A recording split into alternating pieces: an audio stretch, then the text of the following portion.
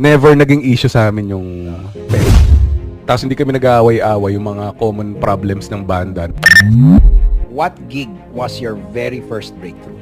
Talagang alam mo na financially, influence-wise, sikat-wise. Siguro makukonsider ko nung pumasok ako sa Trinidad. Naramdaman ko nun na, uy, okay yung kitaan.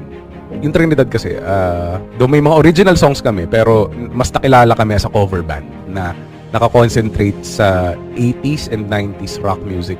Tagal nyo na, Since 2008. 16 years na, buddy. Mga ganun, no? 16 years Pamilya na. Mm. Buti hanggang May ngayon, high school retain nyo, na. no? Oo. Yung banda na yun, parang gusto lang namin yung ginagawa namin eh. Tapos hindi kami nag-aaway-away yung mga common problems ng banda na pera, gano'n. Hindi eh. Parang Para sa nga nila kasama eh. Pero, pinunta ko dati. never naging issue sa amin yung pera. For example, ikaw yung client, ako yung kakausapin mo. Yung, kahit ako magtrabaho niya lahat, ako gagawa ng quotation, ako gagawa ng contract. Fair